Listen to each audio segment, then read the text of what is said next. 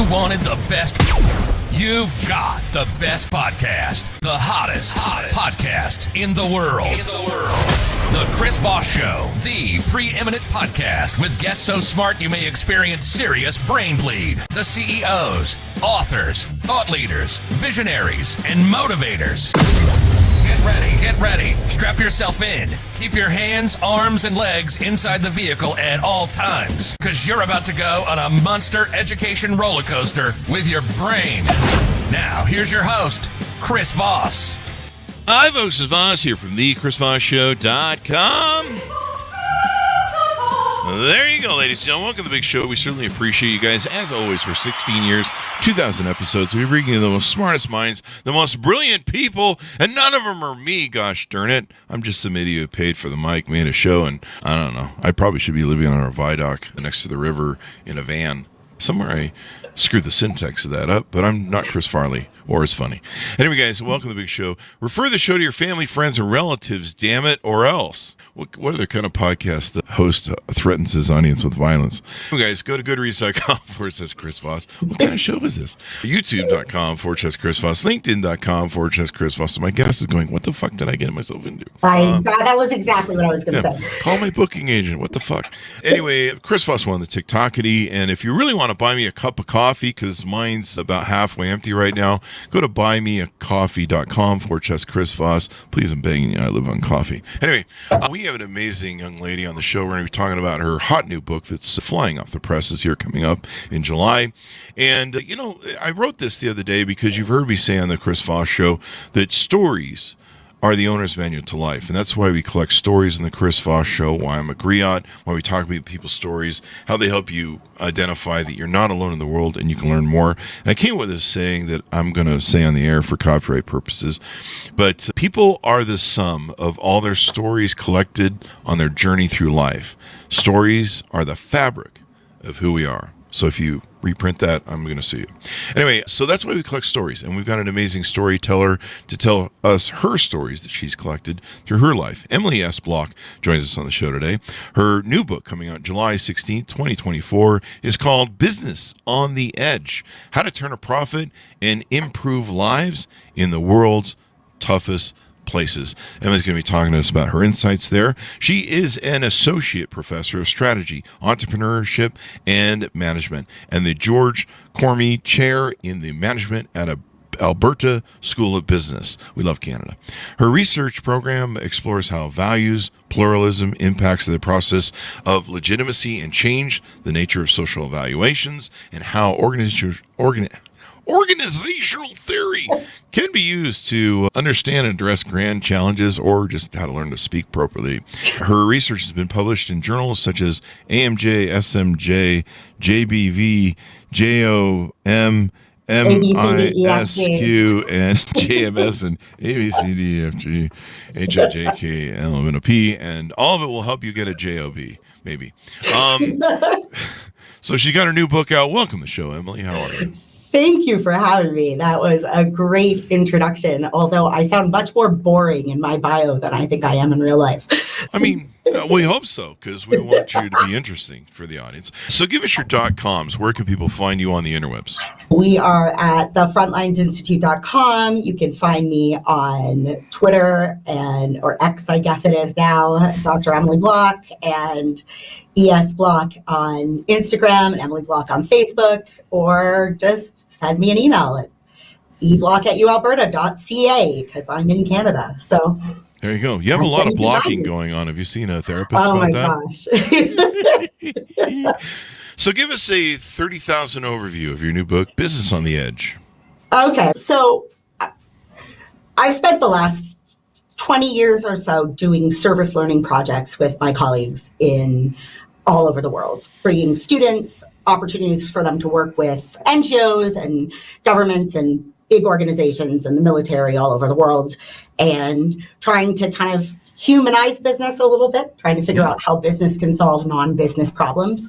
And we had collected all of these stories and all of these data, in all of our travels. We've been in 80 projects, 30 different countries.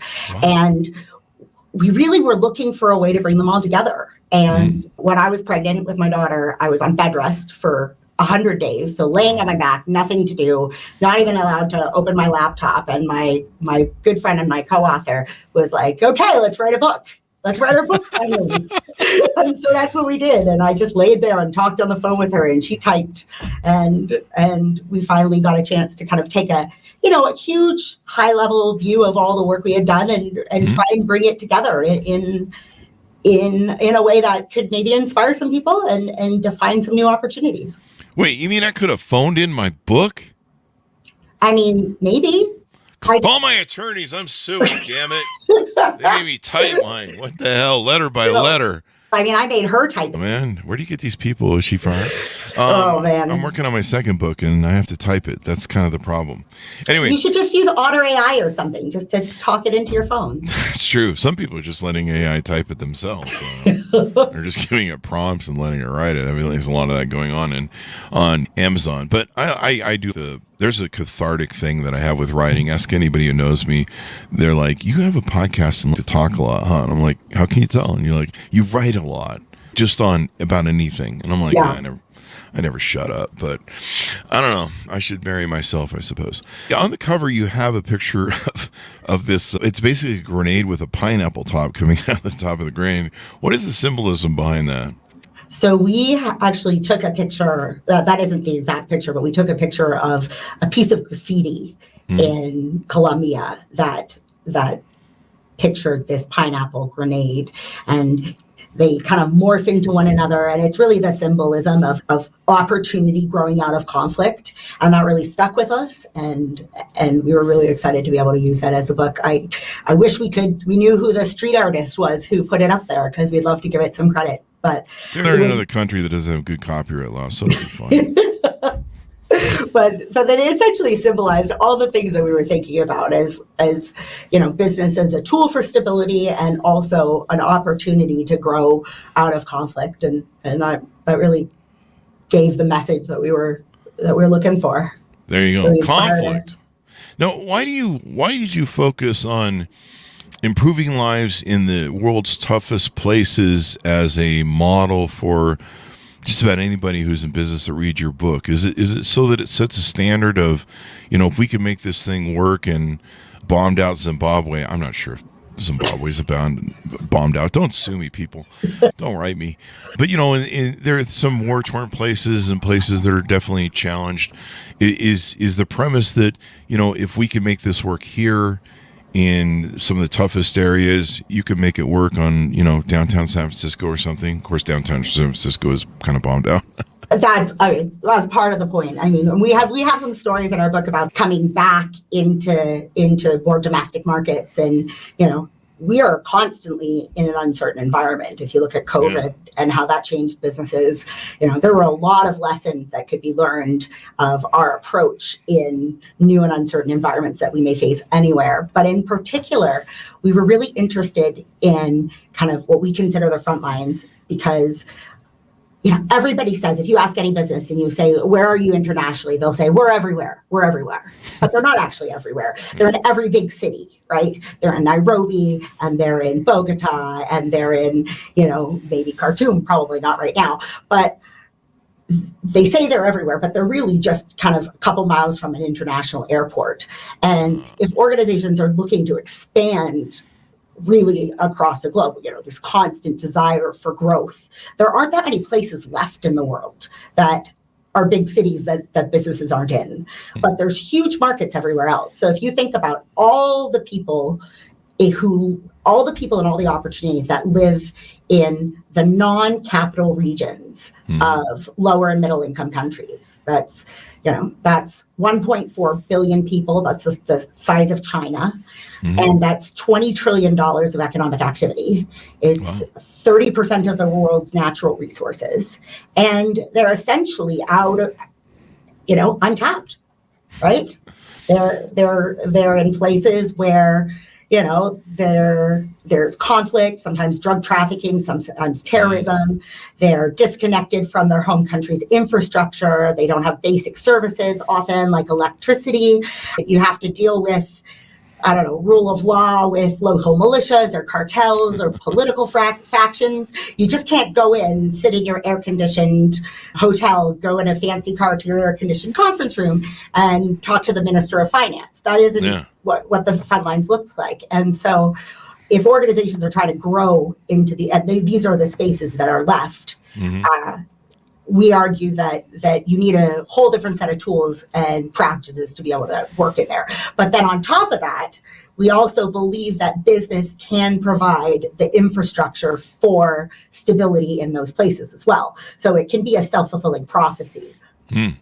Sounds like you're giving Starbucks more ideas on putting up more of their schlepping more of their places.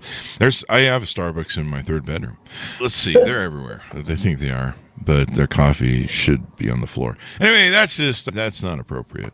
Anyway, guys. What we want Starbucks to be buying from local coffee growers all over the world, right? Yeah, those are the coffee makers I buy, retailers that I support, the ones that support local stuff in Africa and other places around the world, local farms, small farms, because that's usually where you get your good coffee. This is like becoming a coffee show, isn't it? Before we get into you and your upbringing, I do have to make one point. How do you pronounce your co-author's name? Viva Bartkus. Viva Ona Bartkus. Yes. Is that right? Yeah. Do you constantly, whenever she walks in the room, go, Viva Ona Bartkus? My husband does that all the time, actually. Good for him. He's a really smart guy, I can tell. Because I would do that, because I'm annoying. He's always like, how's Viva Las Vegas doing? Viva Ona Bartkus. I would just sing it. I get really good. Anyway, I put a lot of work into setting up and doing that joke, didn't I? Like, it's half the show at this point. So anyway, people like to get to know the author. Tell us a little bit about yourself. What was some of your upbringing? What got you down this road of doing all this? Let's go to Haiti and see what the hell we can get blown up on ourselves or something. I don't know. I'm one of 7 kids in my family, and that explains it. You're trying to get away, huh? Yeah, I'm running away really, really far. No, all of my siblings did all of this like humanitarian stuff, right? Worked in orphanages and like homeless shelters and did teaching English in Belize, and one wanted to be a monk, and and I went to business school, worked for a consulting company, and my parents, you could see their faces every time they were like telling stories. It's like, Doug's gonna be a monk, but Emily, we're hoping she'll go to grad school. Like, I was the black sheep of our family, kind of wanting to go the traditional, don't get a job, Emily, don't. But I think that part of it was a little bit, I don't know, rubbing off on me. But I kind of thought, like, why do I have to be a blood-sucking, horrible human who doesn't care about the world just because I'm in business? I could actually care about the world and you're really insulting me at this point. You realize that, right? I apologize. I'm a blood-sucking whatever. Anyway, go ahead. No, it's just, thinking about, I just feel like business has gotten such a bad reputation. I mean, and granted, some of it is warranted, but it is a set of tools and practices and skills that can be really used to make the world a better place. And a very small minority of businesses and a very small minority of, business people are kind of driving the narrative. And I see the failure of the aid model, like trillions of dollars pumped into economies with very little result. And I really think there's a heck of a lot of human dignity in a good day's work. I think people like to take care of their families, and I think they want to, have stability in their lives, and economic stability does that, and economic viability does that. And, I believe fundamentally that business can be a tool for good. And it's just about figuring out how to flex those muscles, figuring out how to use them. Why is it important for business to use, for me being a blood-sucking, whatever it was you referenced earlier, why is it important to not be that? And do you try and do better with your tools and do better to help people feel better? Like, why can't I just be like a billionaire and just not give a shit, I guess? I mean, I would argue that the skills that you if you can work, this is where going back to if you can make it here, you can make it anywhere. I think that if all you want to be is a blood-sucking billionaire, you could use those skills to gain prominence. But where's the fun in that, Emily? I mean, for me, where's the fun in that? I just want a little bit more excitement in my life. But I really do think that that's what you buy the second yacht for. Take the second yacht. Yeah, that's stay off the coast of Senegal. Yeah. No, you enslave a few people in a third world country, and get them working mines and stuff, and you buy the yacht. But I also think that we're all in this together, like in the world, right? Not really. The billionaires are all in together. I've been hanging out with Elon Musk too much. Go on. I don't know. Climate crisis, COVID, supply chain challenges, poverty. That's what the bunkers are for. That's what the $1 million bunkers are for. That mean. I'm hoping to put the bunker people out of business. That's what I'm looking for. Facebook needs that, so let's do it. So it's important. It makes everyone feel better. You contribute to the world, and then you're not a blood-sucking leech. And you can make money. I mean, I think that there's money to be made in these markets, and they have the additional benefit of improving people's lives. There you go. Improving people's lives. What a concept.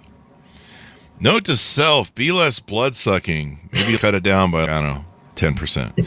So there you go. So tell us some of the stories or examples maybe you've used in the book that you've set forth as blueprints that companies can use. So I'll give you a story that's a little disconnected from a company in particular, but I'll talk a little bit about how I think that business as an approach can contribute in places where it wouldn't normally be used. And my favorite and kind of heartbreaking, but also very illustrative example of this is the business of sex trafficking. So we were working in the Philippines with a partner who was looking to improve their programming. It was an NGO trying to improve their programming in human trafficking. And, all the work they were doing was in like trying to prevent people from being recruited in the first place, like with, public service announcements, or once they get rescued, trying to kind of give them skills and job training and psychological training to help them reintegrate back into society. But when we kind of joined with this partner, we said, what happens between recruitment and rescue? And is there anything we can be done in this space to actually change the equation? Yeah. So what we did is we just pulled out our supply chain analysis. And, sadly, people in this case are products. And they have to be moved. And most of the time you use supply chains to figure out how to get things better from A to B. But in that case, we were able to figure out how, by tracing the path of a trafficked person from their village to a brothel, and how can we make it more expensive for traffickers, more difficult for them? What are some of the tension points there? So make it harder for them to move and traffic people and more expensive, and it might be easier for them to do it online. It might be easier for them to traffic in drugs or in animals, maybe, but we want to shift their business model. We want to at least make it more expensive because the returns right now on a trafficked person, it's all profit for the bad guys. Wow. And if we can erode some of that profit, maybe we can get them into some other activities. I saw this, I saw this like thing on Instagram. It was talking about how the local Italian restaurant in a town used to be a front for the mob, but now they make such great pizza that they've shifted their business model entirely. That's kind of the goal, is that if you can, really create legitimate business opportunities for people, that's where most people want to go. There you go. And if you add some pineapple to that pizza, you can make even more profit. Oh, that's so Canadian. I just lost the Italian crowd, but there's 5 of them, so it'll be fun. Anyway, so these are great ways that people can use this to turn a profit and improve lives in tough places. If you can make it there, you can make it anywhere, I guess is the thinking, right? And that by working in these environments, you can actually create the scaffolding for peace building. So we work with a partner in Colombia that does a lot of reintegration between ex-FARC combatants and the villagers that live in the areas that they had totally damaged for 50 years of civil war. And then there's this peace agreement. The FARC soldiers resettle into these environments, and they're side by side with communities that have been terrorized by war. And how do you stop that conflict from just continually persisting. One way to do it is to encourage these like values neutral interactions, transactions between people that get them to know one another. And eventually they start building these relationships and actually building business together, or selling with one another, realizing that their lives are interconnected, kind of breaking down those stereotypes and actually contributing to the restabilization of that environment. There you go. So it sounds like some of this can, one of the things we were able to establish in the world through the Marshall Plan and other things was, an integrated world economy that, made it so that money was more important than war, and maybe we'd all just get along until the Russians came along. But with Ukraine, that was kind of the idea, that we get along better if we're trading partners, and we scratch each other's back a little bit when we're not spying on each other. But it's a weird cloak and dagger game.